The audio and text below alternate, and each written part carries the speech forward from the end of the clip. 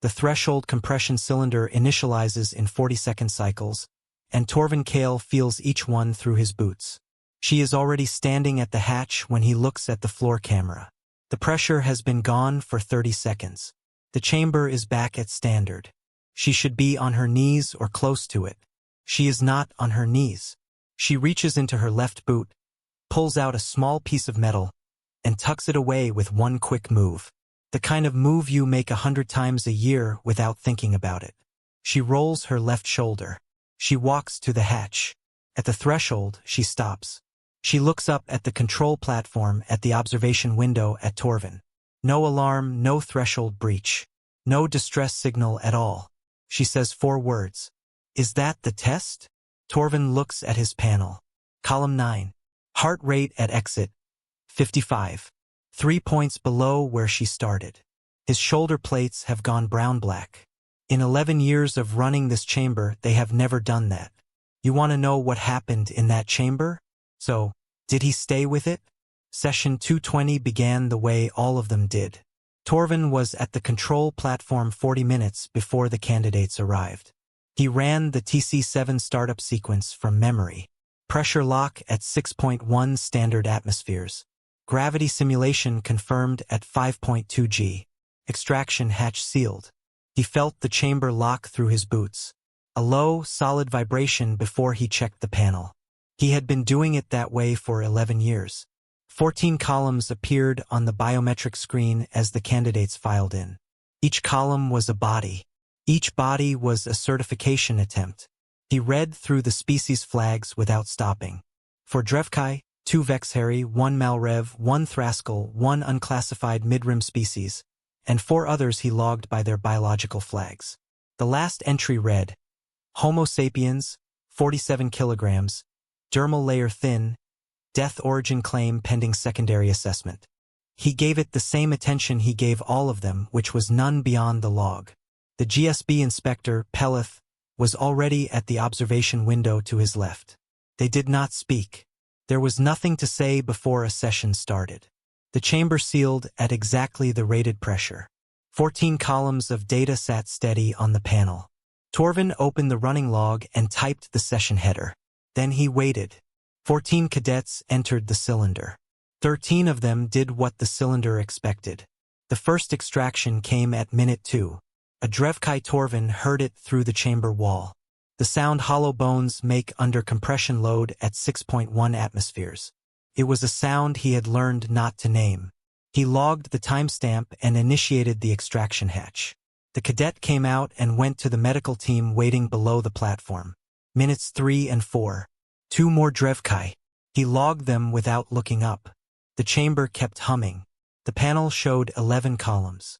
At minute 6, he ran the routine scan, moving through columns the way he always did, checking cardiovascular load first, then respiratory depth, then the stress markers. He stopped at column 9. Heart rate, 58. Respiratory depth, 96% of her personal baseline. Cortisol markers sitting in the resting range. The chamber had been running at full load for 6 minutes. He checked the chamber calibration. Nominal. He ran a second pressure confirmation. Nominal. He pulled up the gravity simulation log. 5.2 G confirmed by 3 independent sensors. All nominal. He typed. Column 9 biometrics anomalous. Chamber function verified. Anomaly source unresolved. He stopped there. The next thought was not a log entry. Log entries were facts. What he was thinking was a question, and the log did not have a field for questions. At minute 9, 6 cadets were left. He was watching the Vexheri columns. Both were showing the deep amber color shift that meant they were close. When column 9 moved, it was not a distress movement. She had reached into her left boot and pulled something out.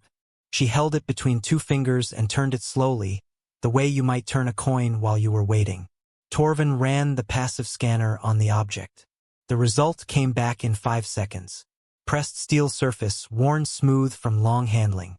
No energy signature, no chemical flag, non-functional. She was sitting in a chamber running 5.2 G and turning a piece of worn metal.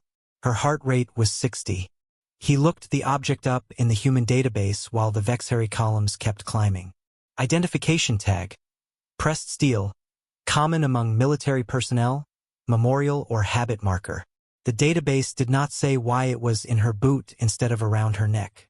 There was no field for that either. His shoulder plates shifted. He noticed it because he had been noticing the color of his plates for 11 years as a professional habit, and they had never done anything at minute 9 of a session. They were moving toward amber. The 2 Vexhari extracted at minutes 11 and 12. The unclassified midrim cadet went at minute 13. A clean threshold breach. Nothing unusual. 3 remained. The Malrev, the Thraskel, and Column 9. Torvin checked the session protocol. The rules for closing early were specific. Malfunctioning equipment or every candidate reaching extraction threshold. He had verified the equipment 3 times. Column 9 had not approached threshold. He had no grounds to close. He looked at Pellis. Pellis was looking at the panel. Neither of them spoke. The Malrev's armor plating hit maximum compression load at minute 15. He extracted cleanly. The Thraskel lasted 2 more minutes. Its 3rd cardiovascular chamber tripped the safety sensor 4 seconds. After minute 17, Torvin initiated extraction. 1 column left. The chamber held 6.1 atmospheres and 5.2 G.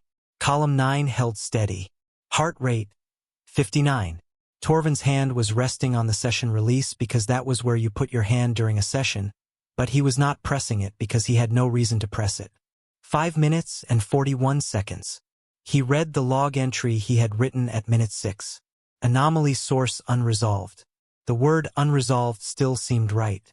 It also seemed like the smallest possible thing you could say about what he was watching. She was still turning the tag. At some point, he became aware that his plates were amber, and he was holding them there by effort, which was not how plates worked. Plates moved on their own. You did not hold them. He had been a professional examiner for 11 years, and he was sitting at his station actively trying not to let his own biology tell the GSB inspector what he was feeling. Then Minute 22 arrived, not with an alarm, but with the absence of more time. Torvin ran the pressure release sequence. The chamber came down from 6.1 atmospheres to standard in 90 seconds. He watched the floor camera the whole time. The gravity simulation cut off. The chamber went quiet. The extraction hatch unsealed. She stood up. The movement was not careful. It was not the slow, controlled rise of someone who had been managing something difficult for 22 minutes. She stood the way you stand when a long wait is finally over.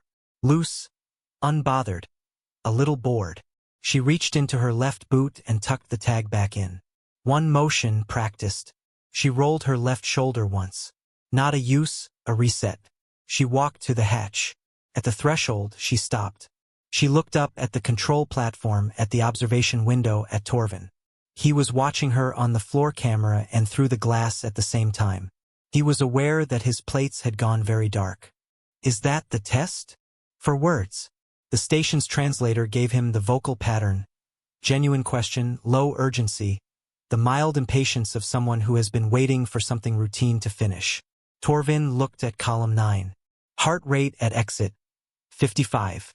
Respiratory depth, 97% of personal baseline. Cortisol markers in the resting range, 3 points below where she had started. He opened the running log. The cursor sat there. He typed what the instruments showed. He typed all of it in order without the passive voice. The instruments were correct. The readings were real. The chamber had done exactly what it was built to do. His plates had gone brown-black. He would tell a colleague later that it felt like standing in a room where every measurement was right and none of them were enough. Pelith filed the tier review request at 4 hours after session close. The review board met and did not deliberate long. The instruments were their own instruments, calibrated that morning. The ruling came back in 2 pages. The key line was short. The steel tag was placed in archive room sublevel 3. The room where things that produced unclassifiable results were stored. Not a display case. A record room. A small label was fixed to the shelf beneath it. Human personal object. TC7 session 220. Cadet biometrics nominal at extraction. Chamber function verified. Anomaly source reclassified. Torvin had written that label. He was still not sure it was the right word. Reclassified meant the old category had been close. He was not sure the old category had been close. He did not attend the hearing. When his shift ended, he was still at the console running the calibration checks he had deferred that morning.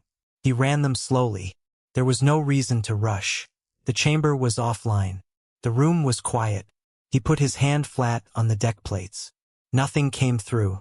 He thought about a world he had never visited, where whatever made her was still presumably at work.